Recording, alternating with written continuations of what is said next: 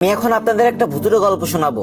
তাই যাদের হাড় দুর্বল তারা ভুলে ওই ভিডিওটা শেষ পর্যন্ত দেখার চেষ্টা করবেন না। রাতের বেলা নির্জন একটা রাস্তায় একটা ট্রাক যাচ্ছিল। সেই ট্রাকের ভিতর তিনজন ব্যক্তি ছিল, এক ট্রাক ড্রাইভার, এক হেল্পার আর একটা লাশ। একজন পুলিশ তাদের কাছে এই লাশটি দিয়ে বলছে সঠিক ঠিকানায় পৌঁছে দিতে।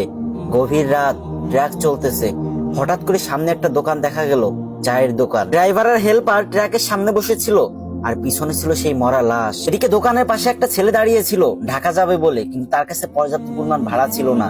তাই সে ট্রাকের উপর উঠে পড়লো এবং অন্ধকারে কিছু দেখতে না পেয়ে উঁচু লাশের উপর বসে পড়লো। ট্রাক আবারও আপন গতিতে চলতে লাগলো। কিছুক্ষণ পরে লাশের উপর বসে থাকা ছেলেটি একটা সিগারেট ধরালো। একটু পরে ড্রাইভার হেল্পারকে বললো, এই দেখ তো লাশটা ঠিক আছে নাকি।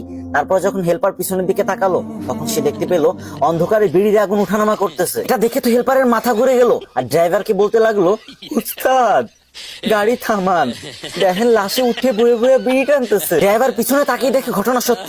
সাথে সাথে ব্রেকে পা দিয়ে এক লাফ দিয়ে ট্রাক থেকে নেমে দৌড়াতে লাগলো। এদিকে এক আছাড় খেতে লাগলো, ওদিকে এক আছাড় খেতে খেতে দৌড়াতে লাগলো আর বলতে লাগলো, এ কে কোথায় আছিস, আমাকে বাঁচা রে, আমাকে ট্রাকে ভূত, আমাকে ট্রাকে ভূত। কথা কি ক্লিয়ার না ভেজাল? আর এইটা শুনে তো ট্রাকের লাশের উপর যে ছেলেটা বসেছিল তার তো মাথা ঠিক নাই, সে তো ভয় একদম শেষ। সেও নামে তাকে পিছন পিছন দৌড়াতে লাগলো। এটা দেখে হেল্পার ড্রাইভারকে বলতে লাগলো, খাই সেরে উস্তাদ, লাশে দেখি বিড়ি হাতে নিয়ে দৌড়ানি দিছে।